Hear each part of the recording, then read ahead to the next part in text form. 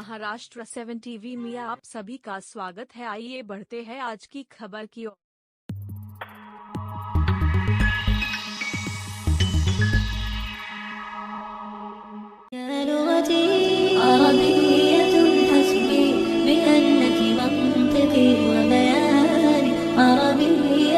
قلبي وروحي أحرفي ولساني عربية حسبي بأنك منطقي وبياني عربية قلبي وروحي أحرفي ولساني عربية ثم الوصوف تضيع في أوصافك فبك استباح الشعر يشدو أعذب الألحان يا روعة سلبت شغاف القلب في ترنيمها يا بلسما كم طيبت قلب الكثير العاني في مفرداتك هامت الأرواح حين استعذبت حرفا وقولا صادقا وفصاحة ومعاني عربية حسبي بأنك منطقي وبياني عربية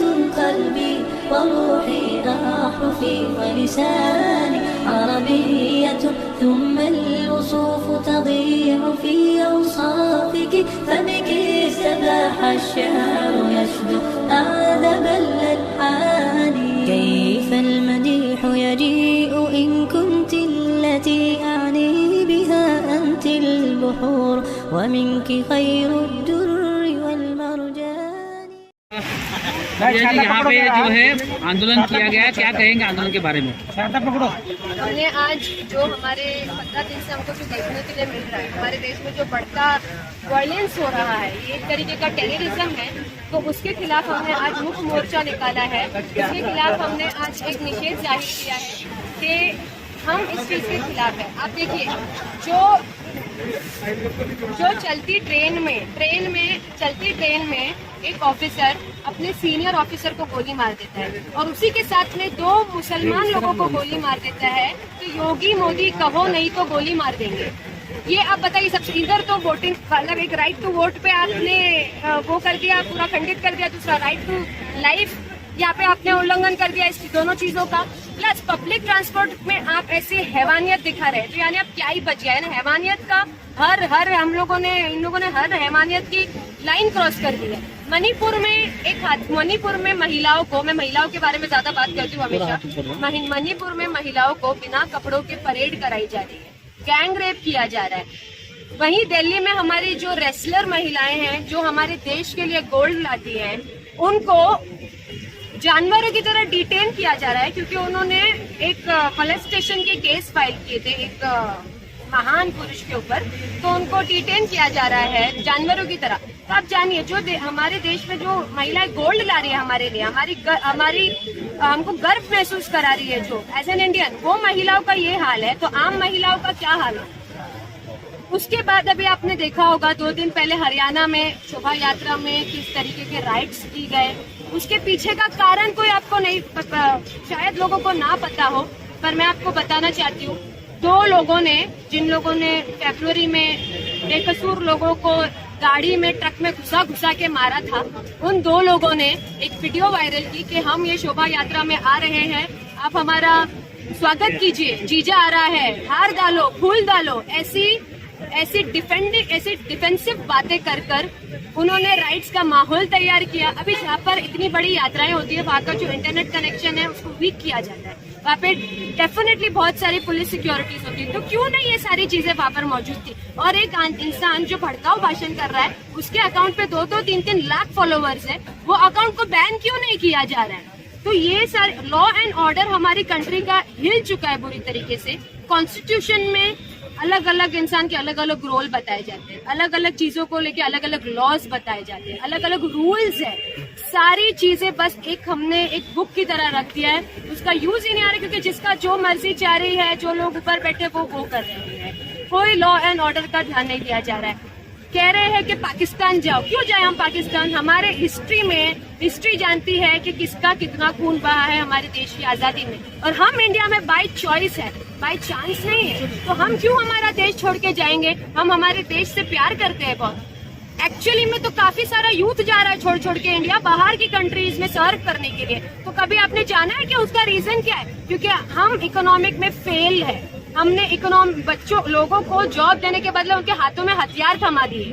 देशभक्ति के नाम पे उनके हाथों में हमने, फेक ईगो के नाम पे हमने उनके हाथों में हथियार थमा दिए कि जाओ लड़ो आपस में।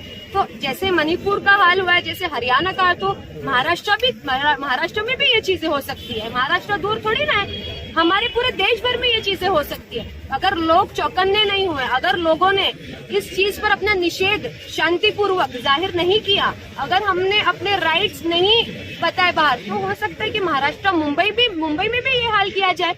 तो उसी के लिए मेरी request, I think supreme court should intervene और हमारे देश के लॉ एंड ऑर्डर पे बहुत काम करना होगा। मैडम, ऐसा तो नहीं लग रहा है जो सेक्युलर पार्टियों का जो अलाय बना है अभी इंडिया, उसका अलाय बनने के बाद ही इस तरह के माहौल हरियाणा में और मेवात वगैरह में जो हुआ, ये उसके बाद ही शुरू हुआ है कि हम दंगा फैलाएंगे और संरक्षण भी करेंगे दंगाइयों का।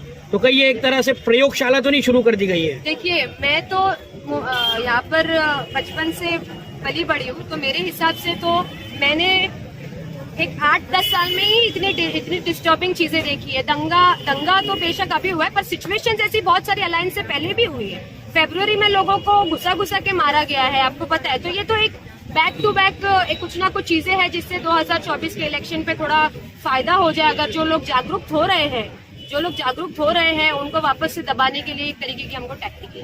रोड पे तो पहले नारे लगते थे, अब तो विधान भवन में भी गद्दार और पाकिस्तान चले जाओ जैसे नारे लग रहे। तो कितना ये हिंदुस्तान ये कि कगार पे जा रहा है कि किस दिशा में जा रहा है ये? यस, मुझे पता है कि आप क्या बारे में बात कर रहे हैं। इनफैक्ट मैं और मेरे भाई हम सुबह में इसी बारे में बात कर रहे थे कि हमारा देश किस दिशा में जा रहा है, कि एक इंसान जो रिप्रेजेंटेटिव है, बैठा है विधानसभा में, उनको ऐसी बातें की जा रही। मतलब हम एक सेंस ऑफ रिस्पेक्ट भूल चुके हैं एक दूसरे के लिए। इतनी नफरत एक कैंसर की तरह। आप बताओ, 8-10 साल से एक ही चीज पे आप काम करोगे कंटिन्यूसली, हर टारगेट ऑडियंस, हर एज ग्रुप को टारगेट किया गया।